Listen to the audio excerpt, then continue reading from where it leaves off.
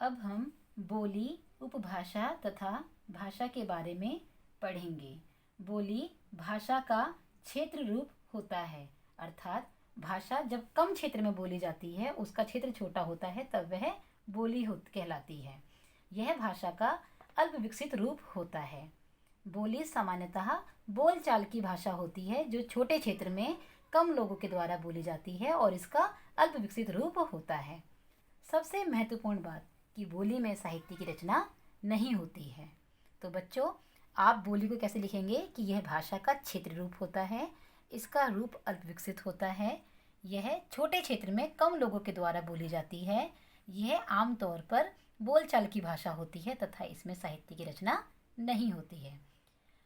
इसके बाद जब बोली का क्षेत्र बढ़ जाता है, यानी जब बोली का क्षेत्र बड़ा हो जाता है, वह ज़्यादा लोगों के द्वारा बोली जाती है और उसका रूप थोड़ा विकसित हो जाता है, तब वह उपभाषा या विभाषा बन जाती है। इसमें साहित्य की रचना होती है। जैसे मध्यकाल में अवधी और ब्रजभाषा में साहित्य की रचना हुई है। ये उस समय उपभाषा अर्थात विभाषा कहलाती थी। जैसे अवधी भाषा में पद्मावत ग्रंथ है जो कि जायसी द्वारा रचित है। इसी प्रकार अवधी में दूसरा ग्रंथ हमारा रामचरितमानस है जो कि तुलसीदास द्वारा रचित है।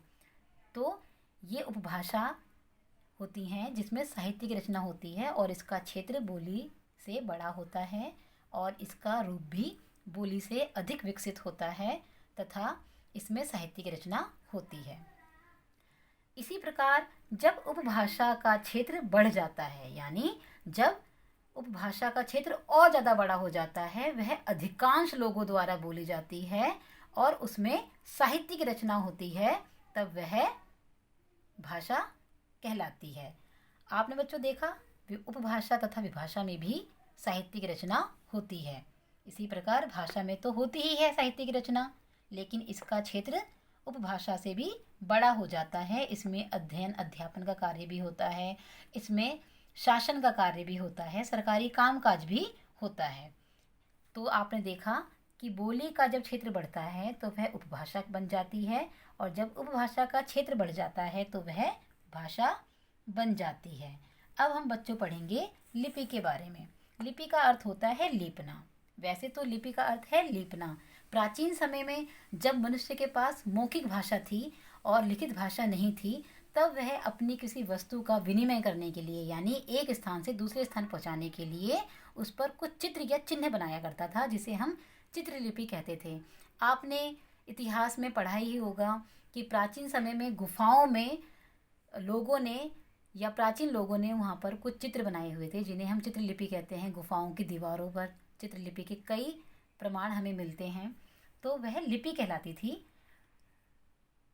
कालांतर में क्या हुआ कि जब मौखिक भाषा के बाद लिखित भाषा के जरूरत पड़ी मनुष्य को अपना संदेश कहीं पहुंचाने के लिए या अपनी कोई वस्तु किसी निश्चित व्यक्ति के पास पहुंचाने के लिए, तो उसे उस पर कुछ लिखने की आवश्यकता महसूस हुई। तो उसने कुछ चिन्हों का, कुछ प्रतीकों का प्रयोग किया। धीरे धीरे धीरे धीरे इसका रूप विकसित हुआ और लिपि का प्रादुर्भाव हुआ और प्रत्येक भाषा की अपनी एक लिपि होती है।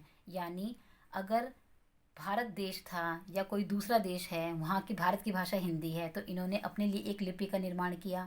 इसी प्रकार जैसे इंग्लैंड की भाषा अंग्रेजी है तो उन्होंने रोमन लिपि का प्रयोग किया। ठीक है, तो लिपि का अर्थ लिपने सा बना है, लेकिन इसका जो व्याकरणिक जो अर्थ है वह है लिखने की विधि, ढंग या तरीका। तो लिपि की परिभाषा हुई कि मनुष्य के द्वारा जो मुख से उच्चरित ध्वनियाँ होती हैं उसे लिखने के लिए जो चिन्ह निर्धारित किए गए हैं वह लिपि कहलाती है।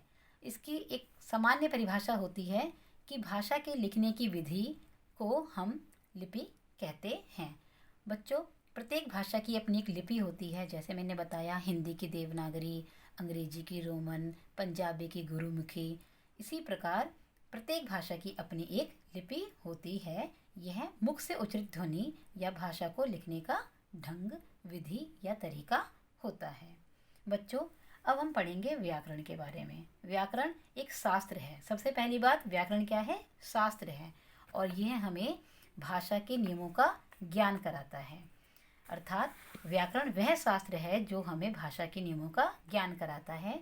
यह हमें भाषा के शुद्ध रूप का ज्ञान कराता है और व्याकरण से मनुष्य किसी भी भाषा को शुद्ध रूप से लिखना, बोलना तथा पढ़ना सीखता है। अब हम पढ़ेंगे व्याकरण के अंग के बारे में। व्याकरण के 3 अंग होते हैं, वर्ण विचार, शब्द विचार और वाक्य विचार। ये आप अपने आगामी पाठों में विस्तार पूर्वक पढ़ेंगे। धन्यवाद।